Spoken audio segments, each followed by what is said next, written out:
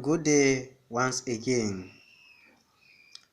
Our last class we looked at the production of sulfur dioxide. It is sulfur 4 oxide. Now we will look at the second oxide of sulfur, tetraoxosulphate 6 acid, H2SO4. Remember we have two oxides, sulfur 4 oxide and sulfur 6 oxide. Then sulfur tetraoxosulphate 6 acid was gotten from sulfur 6 oxide. You can see it here. That can be H2SO4 can be produced industrially by contact process. The contact process is used in the industry in the industrial production of concentrated H2SO4.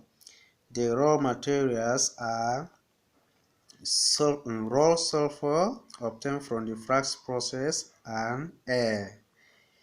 The contact process is in stages. Stage 1, raw sulfur is roasted in air to give sulfur 4 oxide. See the equation of reaction: sulfur metal plus oxygen gas to give us sulfur dioxide. Stage 2, the gas is purified and then mixed with air free from dust. You should know that the gas must be purified so that it should be free from the mist of dust.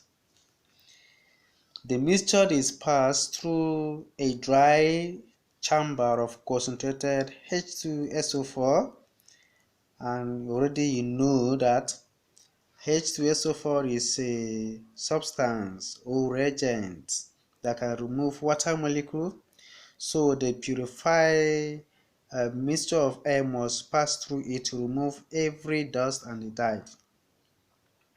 And the overheated vanadium pentoxide, vanadium 5 oxide, V2O5, as a catalyst at about 450 degrees Celsius in order to obtain sulfur 6 oxide. You see sulfur dioxide react with oxygen gas under the temperature of 450 degrees Celsius in the presence of vanadium pentoxide, forward reaction and backward reactions. We have discussed this equilibrium. We have discussed this equation, production of H2SO4 by contact process during equilibrium, and you can see plus heat. That means it's exothermic. Heat is released to the surrounding. The reaction is reversible and exothermic. Stage 5. In stage 3, the sulfur 6 oxide is dissolved in concentrated H2SO4 to produce a foaming liquid called oleum.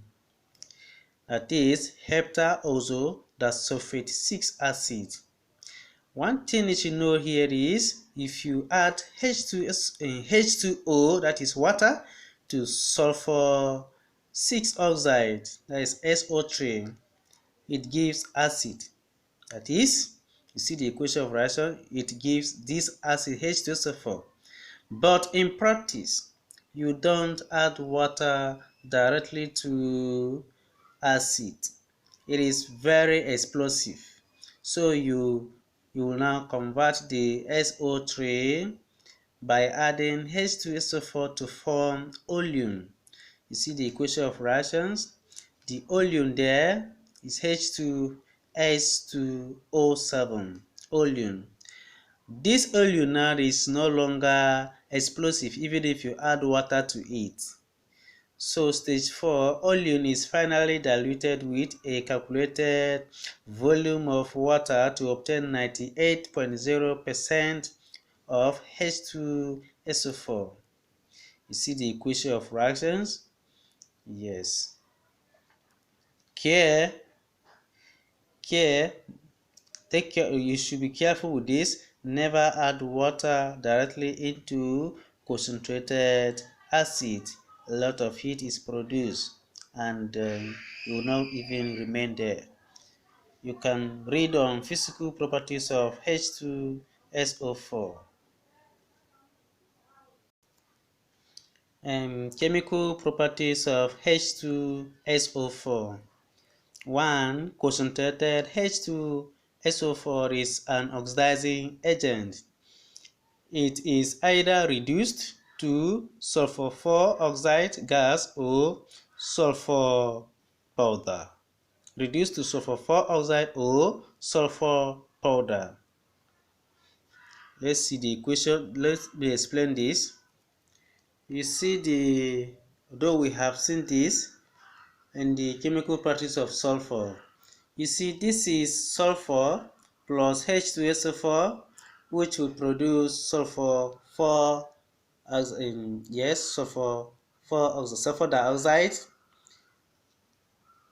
H2SO4 is an oxidizing agent in the sense that when it reacts with sulfur, that causes this sulfur to oxidize to this form, sulfur dioxide.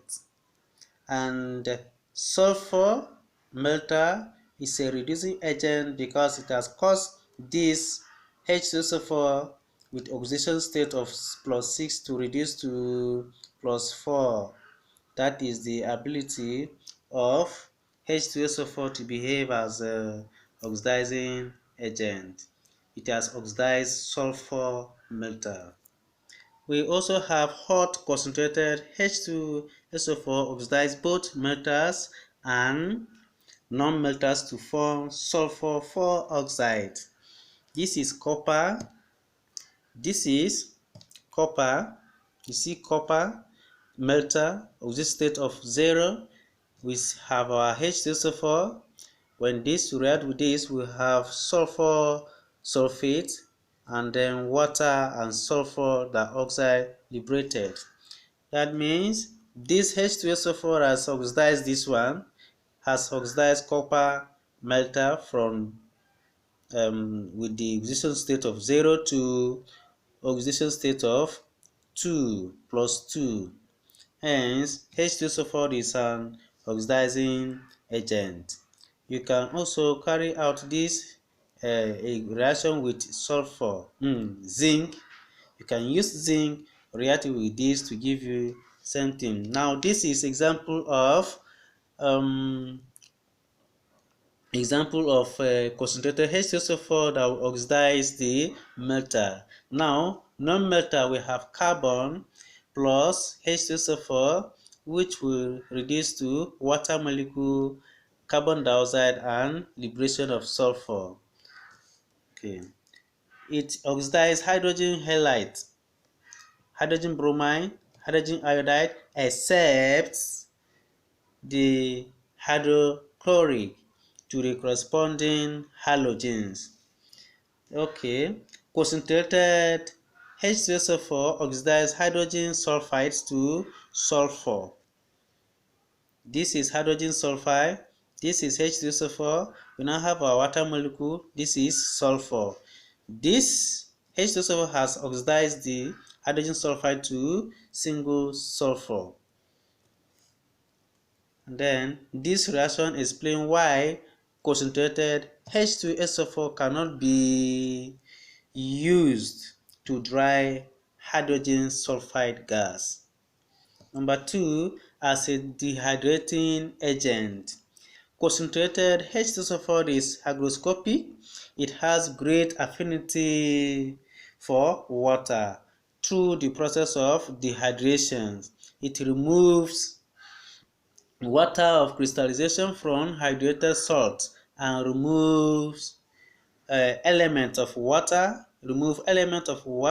from molecules of organic compounds such as sucrose, glucose, starch, alcohol, carboxylic acid, and substance that contains cellulose such as wood, cotton, and paper.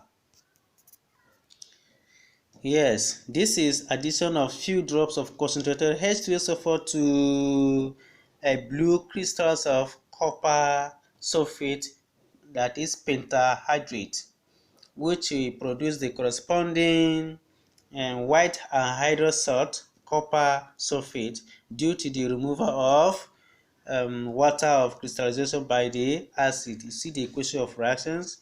These are some of the substances that H2SO4 can remove water molecule from them. Yes, look at them very well. And then H2SO4 as a dry agent, because of its great affinity for water, concentrated H2SO4 can remove moisture or molecules of water from a wet gas. Hence, it is used as a dry agent for most gases except ammonia and hydrogen sulfide gas. Remember, the process of dehydration is a chemical change, while the dry agent is a physical change. You can read on uses of H2SO4. This is the end of sulfur.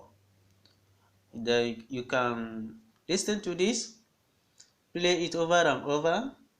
Where you are not clear, you can now ask a question through voice record, or you just post it on our WhatsApp. We'll chat and then see how it goes. Thank you, and then you can read ahead on the next topic: oxidation reduction reactions. Thank you, and God bless you.